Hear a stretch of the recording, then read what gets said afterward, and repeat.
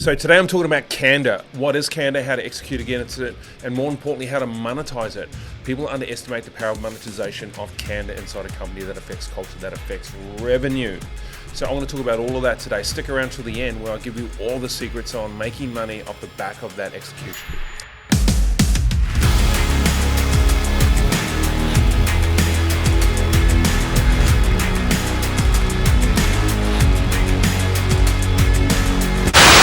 Okay, so the first thing I want to talk about is what is Candour. Let me go to the definition.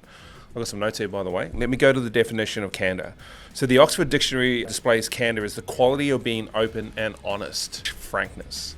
I don't know who Frank is, but let's leave him out of this, right? So I want to talk about, firstly, what is Candour and what does it do inside your business? I've taken some points down on my notes and I'm going to roll you through each of those step by step. Okay, the first thing is it builds trust. How does it build trust? Good question. So what it does is it gives the ability for people to speak freely, okay? It also gives the ability for people to know that when you say something in a candid manner, that it's normally truthful. The problem in small teams and even large teams or small teams is that they don't really speak transparently and what happens is the trust gets eliminated from the team culture. Because people get to a point after a period of time where they don't believe anything that they hear. So to build trust requires candor to be present. Another word for it is transparency. Another word for it is honesty. But candor is certainly a new word that's being used in corporate enterprise currently, and I think it's a good way to describe it. And it puts a nice little feel on it, right? So if you wanted to execute that into a team culture, by the way, team cultures are normally based on logistics, right?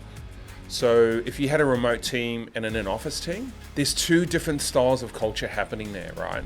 So we do that inside our company. We have remote people working all over the country, and then we have an in-office team, right? So there's a different management style in terms of executing candor against those two elements, and I'll talk more about that as we go through today's quick take session. So building trust. Honest communication builds trust among team members, clients, and partners of the company as well. Because being candid is not just about the team inside the office, it's about the culture outside the office, right? So it's all about how we communicate to customers, how we communicate to clients, how we communicate to corporate partners, and a whole range of other things. So that's one of the things that I think candor influences positively. Number two, it forces better decisions. Now, how does it do that?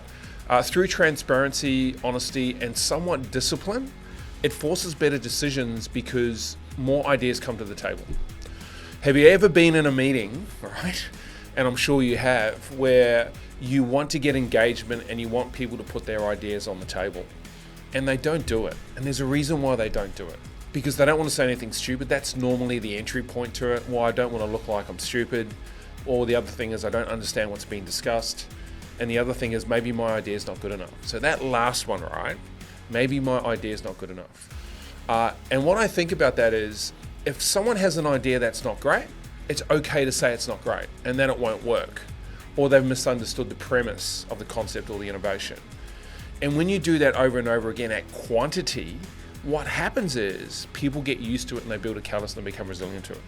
So I think it forces better decisions just on the basis of that people know that they may get hit and they're okay with it. Imagine how strong a culture is in that environment.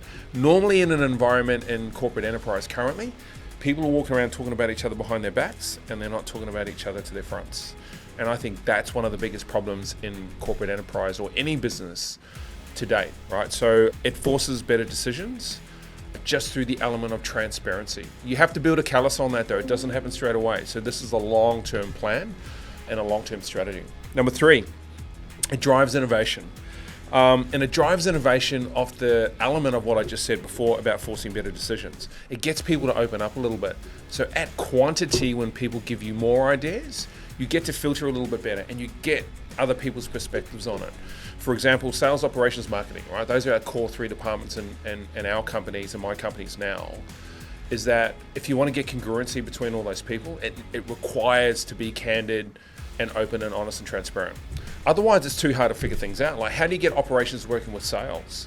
How do you get operations, sales, and marketing working so seamlessly that everyone knows what's going on, right? When that happens, people will make bad decisions. Things will go wrong, and it's okay. Like, no one is going to die. You've heard me say that a million times, right? It's my thing. It's my lean into. No one is going to die. So let's run fast and break stuff. But you only run fast and break stuff. If you have to run slow, you need to do that too. But that's another episode. All right, so next thing, it eliminates conflicts. So what does that mean? So the execution of being candid when you apply transparency and honesty is that everyone knows what's going on. The reason why a conflict occurs in a team, from my experience, my 25 years in business, is that people don't want to talk to people about how they feel. They just don't. And why? Because they don't want to deal with conflict. And by the way, people fear conflict. A-type personalities like myself probably don't. We embrace it because we think that's how we get to the truth. You've heard me talk about the story about Navy SEALs, right? Where Navy SEALs run towards the sound of gunfire, right? And everybody else runs away from it. And they do that because that's where the information lies. Okay, so eliminating conflict means that you have to get the conflict up front immediately, and you can't let it manifest and grow because it compounds over a period of time. Like I've seen it in my companies over the years, and I think it's pretty common in most companies, is that through departments, and I'll use my 3 core departments, sales, operations, and marketing, is that sometimes things can brew in those departments because of lack of transparency and lack of people having the fortitude to be candid with one another, right? And when you're candid with one another, and you're honest with one another, and you're transparent with one another, what happens is conflict cannot exist. Like you remove the oxygen from the room and it dies, right? Because there's nothing to be angry about because it's all on the table and everybody knows it. Now, I think that's a superpower in a company, 100%. I think that's how a company grows exponentially and scales at high volume, is through that one core premise, right? Is that if everybody knows everything, there's nothing to hide and there's nothing to say behind somebody's back. So I think that's critical to understand. The next element of my notes is it drives engagement from team members, right? So what that means is deploying candidness inside a team means that they feel comfortable to be able to talk to people because they know that people are going to be honest with them, right? It forces communication because they know that people will be honest with them. And that honesty creates better decisions and it creates better innovations because they get a true filter of what people believe to be true, right? I know that sounds a bit confusing, but it's true, is that when you speak candidly with somebody and you'd say, I don't like that, it's better than you saying, I do like that, which is a lie. And then that person makes a decision off the back of that. Now that can compound because they can go through 3 or 4 team members and they're all saying things that they think the person wants to hear. What happens is that forces them to make a decision on that poor data, by the way, and then the outcome of the innovation fails. Whereas if 3 people said, hey, I don't think that's going to work for these reasons, so you should do this, and the other 2 told them what they want to hear, they're in a better outcome, right? Because they'll make better decisions and innovate a little bit more accurately. And how did that happen? Just by being candid. So super powerful in that space, right? It also builds strong leaders because it creates an environment for strong leaders to thrive. There's one thing that suffocates a strong leader, and that's the removal of transparency and honesty. I think all leaders should be transparent and honest, even if it hurts, right? So let's wrap that up in that word candor. And it's super difficult, especially in the 21st century. You know, we have a very politically correct environment, and I think leaders struggle with it. So you need to foster that, right? You need to foster an environment where being candid, transparent, and honest is just how you guys roll. That's how we roll, and that's how I roll, right? So I drive that in the company. There's some people who don't like it, but I think the greater community inside my companies sort of thrive on it a little bit because they know that I'm never going to lie to anybody. And I'm always going to be honest even if it hurts, right? And it does hurt sometimes, trust me, it does. But you just have to take off your poopy pants, get over it and move forward, right? And that's how you build a strong culture. If you were to employ a good leader and track good leaders, they do not want to come into an environment that's woke. They want to come into an environment that's strong, right? Because that's how they become successful. And strong leaders who are in a small company, in a startup especially, who need to scale and build that company, if you have, board members or VCs, circling the skies outside your building, is that you need to drive innovation, force change, create revenue, and break walls, right? Run fast and break stuff, as they say. So for that, it just requires so much transparency. Your head will spin, and you can't have a team walking around telling what everyone wants to hear and expect to have a good outcome. That just does not happen. So think about inside your company what you need to do to force that, right? Because your business will come down to a couple of things. The first thing will be talent, and that's always the case. If you can't find good talent, you're going to struggle. It's been probably one of my Achilles heel for my whole business career, is recruiting good talent. It's so difficult to do and so difficult to find, and it's so hard to filter those people. So if you can foster an environment, what'll happen, especially in startup, is the word gets out. And when you create something special, I think you have to have that ingredient of candor inside that something special to attract talent. And what happens is they'll find you. Because a strong leader doesn't want to work in a bullshit company or a fake one. They want to work in a real one that are doing real things that have real contribution. So I think that's an underestimated investment in a business. Totally, 100%. All right, so I want to move on to execution, which is my thing, right? I think if there was a skill set that I had that I could take to the bank, it would be execution. I think I'm pretty good at it. I execute pretty aggressively, and I can turn something around that's not working in basically under 30 days if I have a few key things in place. My biggest weapon in that arsenal to say turn a business around in 30 days or coach someone to be successful in 30 days is candor, because I have to be frank with people. There's that guy Frank popping up again, whoever the hell that is. And that's just honesty and transparency, right? So I pulled a guy into a room this morning and just laid it on the line. I've probably done that 3 or 4 times this week, so I could turn sales around and increase profitability and revenue and all that sort of stuff, right? And I'm happy to say to someone, if you don't turn your results around, I'm going to let you go. I'm going to fire you. You should be able to do that. And you should be able to do that calmly, professionally, and people should understand it. And here's the thing, if you've deployed candor inside the business and you build a culture around it, they'll understand it too. And it makes it easier. I think one of the biggest failures of leaders at the moment is that they don't know how to do that because they haven't fostered an environment where it's okay. They think they foster an environment that's wrapped up in bubble paper, and when you need to do it, the business gets hit, right? It shakes everybody. And that's really important to understand. If you have a strong, transparent, and honest culture, the business doesn't shake. But when you don't and you have to shake, it falls apart pretty quickly. So that's really important to understand. So execution is pretty critical. So my advice is go slow. If you've got a business currently that's not very strong in terms of culture, transparency, honesty between the people that reside within it, remote or in office, you need to go slow. Don't go too fast, it'll shake people up. I've done it, it didn't work out very well for me. In fact, I did it a couple of times. So my advice would be bring on a couple of people who are in the leadership role or in a position of influence, get them to buy into it, and walk them through it first, and then let them carry that message through the team. Sort of that would be a key piece of advice, is to go slow with that. The next thing is you have to involve everybody. So involve the team and the teams, right? So how do you get congruency between, again, back to my example, sales, operations, marketing? How do I bring them together under one banner where we can create a strong culture with transparency and honesty and using candor to deploy that? You might need to write that down. You might need to involve some team members and just slowly, and go super slow, please. Roll that outside the team. Part of it is you have to go into promotions as well, so you have to promote it, right? How do you do that? Well, there's a whole bunch of things you can do that are physical. You could create documentation around it. Sure, that's a bit of a no-brainer. You could create a poster about it. You could put it into a culture deck. You could put it on your TV screens. You could put it in your email signature. You could put it in your company culture statements. You could put it into your policies, right? Those are all the simple things that you can do. My advice would be to build it first, feel it out for at least a quarter, and once you think you've sort of got it right, write some context around that, and then you can deploy that to all those physical assets.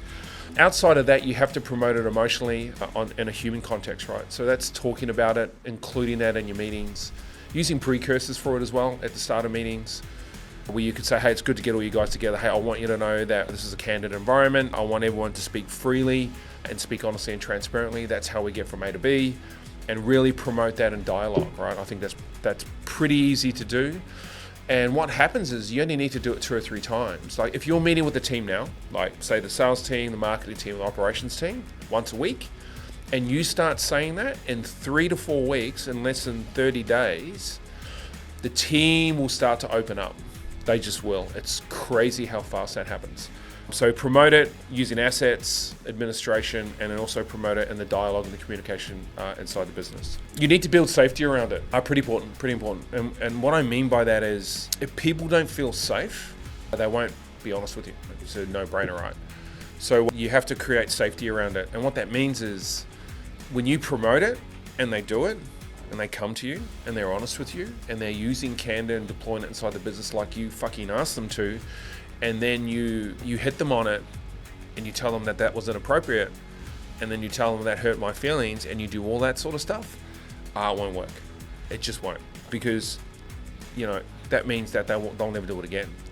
So as a leader in a business, that applies to you. Like, they can come to you and tell you what you're not doing right or what they think you're not doing right. You can upset them and they should be able to say that to you. And I think if you can't foster that trust and encourage it, you have no safety. And if you have no safety, you have no culture. And if you have no culture, you have no business, right? Because quite frankly, everything will start to deteriorate around the edges, and you'll start to lose people. So my advice is that in that element of candor as a leader, it applies to you, even if you're the CEO or the founder, it doesn't really matter. And people need to feel safe, so you should welcome it. The thing is, don't allow people to come and bring problems to you without a solution, though. That is not fucking on, and that is not part of what I'm saying, for sure. And the other thing is, the last thing on that is I would encourage it. And how do you do that? Well, again, communication, dialogue, and psychology sort of works the best, I find, is that you promote it and encourage it around every corner that you get. And that's just by saying little statements inside team communication with everybody, where you can just say, hey, look, we encourage you to speak up and be honest about this. We want to make great decisions. We value your opinion and value your ideas, so let's all get them on the table and let's see where we end up. Like, that's a little bit of an interlude that you could put in the front of a meeting, during a meeting, and even if you're talking to people individually, your leadership team or whoever that may be. But encouraging it, I think, is pretty critical. Okay, so now one of my favorite topics is monetization, right? Generating revenue, sales, monetization, gross revenue, net revenue, EBIT, all that stuff tickles my fancy. So how do you monetize Candour, like I said at the start of this session? Well, let me tell you. This is super interesting, right? And I think when I think about monetization, people think about sales, right? How do you monetize this? They think about marketing and sales and advertising, which is cool. But I'm going to flip it on everybody. What if it's not about that, right? What if monetization comes from another place? My take on monetization, where it starts in the culture of a business. And I think if you can get the culture right, you can attract the right talent, and it's the talent that deploys monetization. I've been in companies where I've employed a sales guy that could outsell everybody in the team and change the whole company in 3 months. That's just by recruiting the right person, right? And those people are attracted to the element of candor and transparency and honesty. Like, they just are. They always have been, they always will be, because they want to walk around and be abrasive and want to feel safe in that environment. So safety, in terms of candor, works for two people. It works for people who are abrasive and people who are non-abrasive, right? You got to allow both of them to play evenly in that space. You can't pick and choose. And that's the beautiful thing about candor and having a transparent culture and an honest culture, is that no harm, no foul. It applies to every type of personality, okay? Whether you like it or not. So don't discriminate. Do people still say discriminate? I don't think they do. I don't know why I said that. Let's move on. So monetizing candor, right? This is how you do it. First thing is, it creates a narrow market. I think I remember years ago I listened to a podcast between Chris Sarker and Tim Ferriss. Hey Tim, 4-hour work week. Yeah man, it doesn't happen. It doesn't work. Sorry. Every time I talk about Tim Ferriss, I always go to the 4-hour work week. I'm like, come on man, seriously? You can't outsource everything. It just doesn't work. Anyway, creates a narrow market. And what I mean by that is what Tim Ferriss said, which I do agree with Tim, legend, let's tag Tim, is that it creates raving fans. So he used to talk about creating raving fans, right? So a narrow market to me is that you're so focused on your avatar, your client, you know exactly who they are. Candour can create that. You know why? Because it drives your advertising culture. Like if you're a strong, stoic business, that will resonate in your copy, that'll resonate in your advertising. And what'll happen is you'll get a lot of haters, 100%. You want haters though. But what it's going to do is going to create raving fans. And those raving fans will buy your product or service not once or twice, but over a period of years. And they will refer it on to other people, right? You'll have less of them because it's not subscribing to the current market. Say if it was a wide open market where people buy it once and never come back, raving fans buy multiple times and they tell other people about it. So being candid, honest and transparent to a market will give you a better quality of customer. So, and I think that's all wrapped up in being candid with your people inside the company and being candid with your clients and your customers, whether it be a service or a product, doesn't really matter. So that's one thing. The second thing is you'll attract high quality candidates to your hiring process, which is super interesting to me because I didn't realize that. I realized that a few years ago, which forced me to change my recruitment process. So my recruitment process is very tailored to the individual and to the talent that's inbound, right? You know how companies have these boring forms and, they do these boring, what's your biggest strength and your biggest weakness and all that bullshit? Well, they do that because they don't know what else to do and that's what everyone else does, right? But in a candid environment, when you build a culture around that, you'll be so honest inside the interview process that you're going to filter people better. And the ones that resonate with it will want to take the job for less than what you thought. Because that's what they attract to. Winners attract to honesty and transparency. Losers do not, right? Winners attract to it and losers don't. Winners love to be around environments where it's candid, where it's honest and it's transparent. They don't want to hang out in environments where people are talking about them behind their backs, man, and people are just bullshitting each other. Winners don't do that. So what'll happen organically is you'll attract a better quality of candidate and the word will get out. Like if I've hired a couple of new young sales guys and the interview process was pretty brutal, I'm surprised I didn't get sued. If my lawyers watched this, it wasn't that bad, but it was pretty bad. So, because I was brutal, I was brutally honest, and I'm saying things like, if you come in week 1 and you're no good, on Friday I'll fire you. I want you to know that.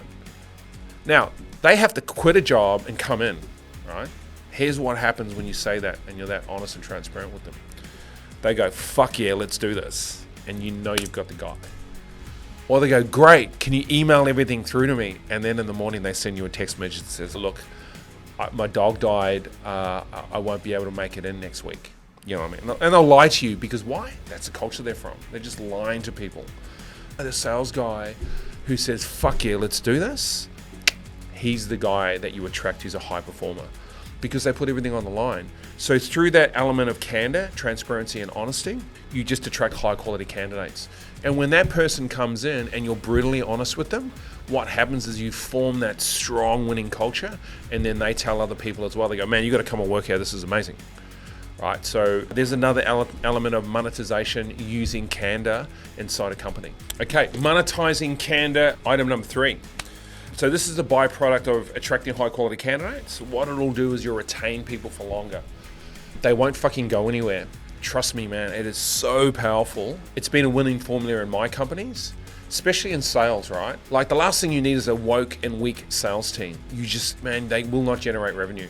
And in fact, what they'll do is they'll just want to take home their salary every week and then just go home and sit on the couch with their cat, right, and watch Netflix. What I mean by that is when you bring in the candidates using candor, so you're narrowing your market, creating raving fans, and then you're being brutal in the interview process and there's all this honesty and to the point sort of stuff happening, what happens is they attract to that so much, no one else is doing that, so they don't go anywhere. Because they find it very rare. It's actually a rare skill and talent to walk into a business. Well, maybe not a skill and talent. Maybe it's just rare to see a company that has a culture like that these days. So what it does, it creates a beacon on top of the business and it attracts the right people, right?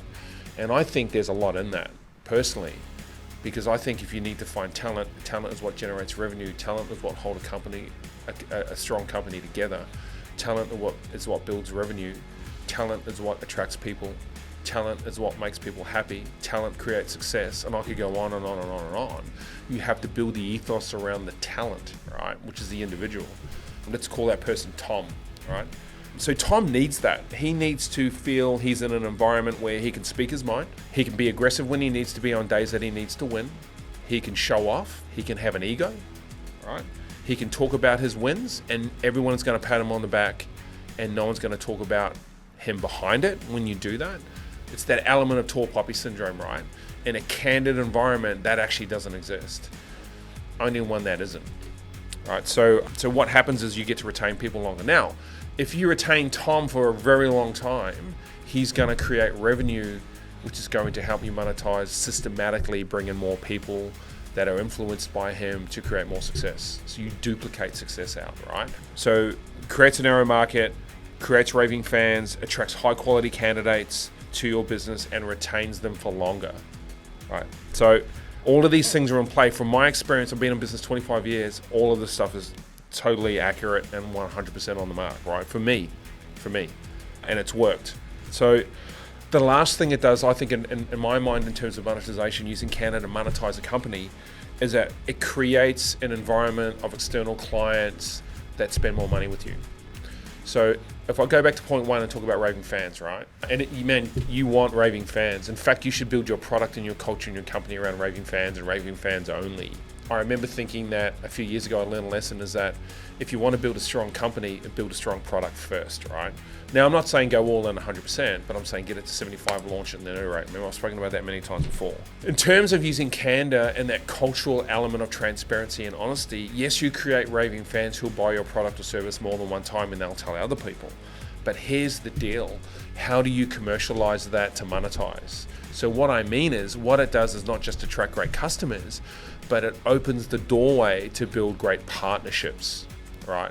Which is a commercial element of structuring and building out monetization inside a company, right? So if I was to talk about that in terms of what I'm doing in this company, what I think is if you have a transparent company that's using Candour inside the culture, that emanates outside it as well. So your clients who you don't do business with at all, that you're trying to attract, become attracted to it. And like I said, I think if you're marketing to consumers and advertising, that message and that culture emanates through that copy, right? Or that creative or whatever it may be, that website or that ad on Meta.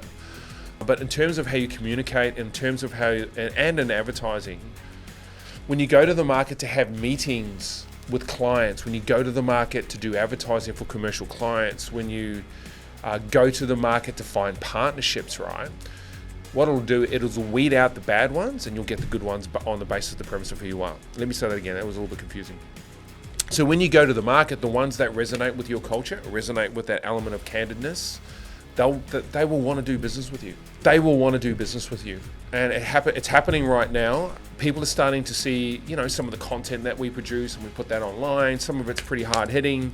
Probably a lot of corporates go, hey, they're not the client for me. And we're totally fine with that. But here's one thing I know. The content that we're putting out there from the founder is real. Like, we're not bullshitting you. We're not making stuff up. We're not having ChatGPT come up with all these concepts and ideas and we're trying to bullshit our way into a market. If we're true and honest and transparent, the information and the dialogue that we promote is exactly that. The culture and how we recruit is exactly that. How we communicate in the company is exactly that. Our policies that reflect how we operate and systems are exactly that. And the people who hang out together when we have social environments is exactly that. Like, it goes everywhere, So in terms of monetization, is it important? Absolutely.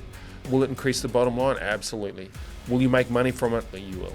And I think companies and founders misinterpret the element of Candour inside a company because I think it slows companies down and it doesn't need to, right? So in terms of monetizing, look, I'm going to put together a quick fact sheet for you as well. So click the link in the description. So, just again to recap on the monetization of Candour, I went through the elements of creating a narrow market and raving fans, attracting high quality candidates to your business, retain talent for longer, and build a loyal client and partnership base for your company. So in conclusion, look, I think Candour's really worked for me and my company. Companies, we operate 5 companies now, soon to be 6 companies. We turn over millions and millions of dollars in revenue, and I think a really important part of growing a company and scaling it to generate large quantities of sales and revenue overall, it's probably more so the responsibility of the founder because they have to drive that message through the leadership team. And I think it just makes everything really easy and it makes it a pleasant environment to work in.